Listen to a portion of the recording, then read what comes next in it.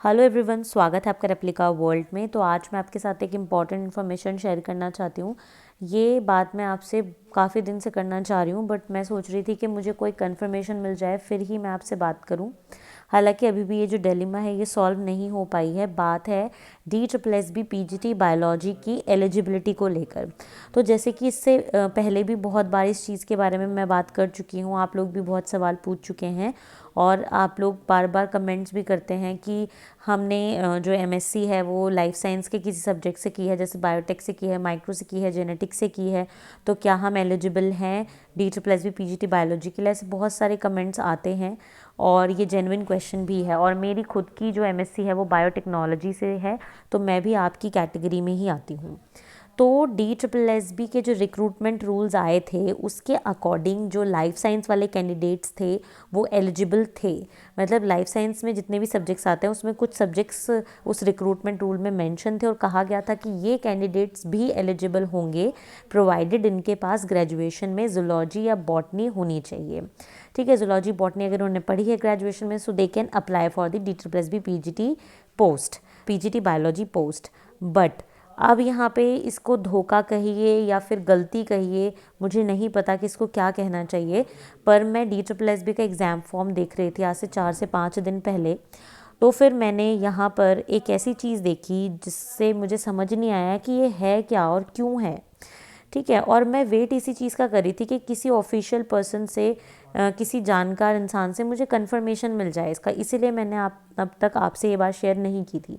तो जब आप फॉर्म भरते हैं और फॉर्म भरने के बाद आप अपनी क्वालिफ़िकेशंस को भरते हैं, तब यहाँ पर आप देखते हैं, तो यहाँ पर देखिए पहला जो पॉइंट है, न्यू दिल्ली म्यूनिसिपल काउंसिल में जो वैकेंसीज़ हैं, तो इन वैकेंसीज़ में आप देखिए जो एसेंशियल क्वालिफिकेशन लिखी हुई है, क्या लिखी हुई है, मास्टर्स डिग्री और its equivalent in the subject concern, और ब्रैकेट में लिखा हुआ है जूलॉजी बॉटनी, यानी कि इसमें मास्टर्स डिग्री मांगी हुई है जूलॉजी बॉटनी में। ठीक है, अब चलो आगे चलते हैं। आगे जो सेकंड वैकेंसी है वो डायरेक्टरेट ऑफ एजुकेशन में है, ये मेल के लिए है सिर्फ वैकेंसी। यहाँ पर भी मास्टर्स डिग्री में ब्रैकेट में जूलॉजी बॉटनी लिखा हुआ है। ठीक है, और उसके बाद जो नेक्स्ट वाला पॉइंट आता है जो कि फीमेल की वैकेंसी है, उसमें भी masters degree in zoology botany लिखा हुआ है। अब मुझे ये चीज़ समझ नहीं आ रही है कि अगर इन्होंने रिक्रूटमेंट रूल्स में लाइफ साइंस वाले कैंडिडेट्स को भी एलिजिबल बताया था, तो फिर इन्होंने ये चेंज कब कर दिया कि सिर्फ जूलॉजी बॉटनी वाले अप्लाई कर सकते हैं। क्योंकि अगर ये बाय मिस्टेक होता तो करेक्ट होता, या फिर एक किसी चीज़ में होता, यानी तीनों पॉइंट्स में ही ये दिया हुआ है। अब मुझे समझ नहीं आ रहा कि अब अगर हम यहाँ पे अप्लाई कर देते हैं लाइफ साइंस वाले कैंडिडेट्स, तो आगे चल के हमें प्रॉब्लम होगी। ठीक है, हो सकता है कि हम अप्लाई करें, हमारा एग्ज़ाम भी निकल जाए और उसके बाद जब हम डॉक्यूमेंट वेरिफिकेशन के लिए जाए तो ये लोग कहें कि आपकी तो मास्टर्स है ही नहीं जूलॉजी बॉटनी में, तो फिर आपको हम डिस्क्वालीफाई करते हैं। तो वहाँ पर दुखी होने से अच्छा है कि हम अभी डिसीजन लें, या तो फिर हम DSSB को एक ईमेल डालें, उनसे पूछें कि ऐसा क्यों किया गया है।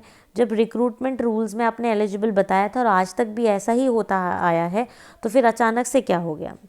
क्योंकि DSSB अपनी किसी भी चीज़ पे कभी भी खरा तो उतरता नहीं है।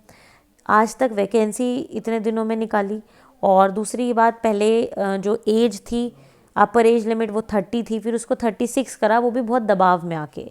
ठीक है, और उसके बाद अब ये एलिजिबिलिटी वाला चक्कर। अब नहीं समझ में आ रहा है कि ये चल क्या रहा है। अभी एक दो लोगों से मैंने पता करवाया है, तो अभी सही आंसर मुझे नहीं मिल पाया है। जैसे ही आंसर मिलेगा मैं आपके साथ ज़रूर शेयर करूँगी। और अगर आपको इसके बारे में कुछ भी पता है, जो भी आपके थॉट्स हैं, मुझे कमेंट सेक्शन में ज़रूर बताइएगा।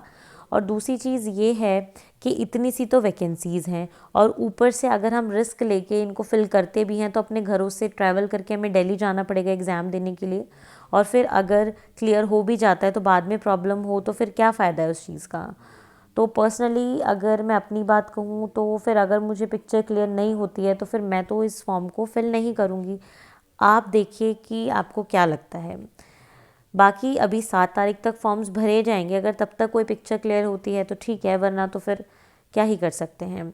तो फिर आप TGT साइंस पर फोकस करें, क्योंकि वहाँ पे वैकेंसीज़ भी ज़्यादा हैं और सब्जेक्ट कॉम्बिनेशन का कोई झंझट भी नहीं है, तो वहाँ पर फोकस करें। और क्या ही कर सकते हैं। अब जब ये लोग इतना ज़्यादा चेंजेस कर देते हैं बिना बताए, तो फिर ये तो एक तरीके से धोखा ही हुआ कैंडिडेट के साथ।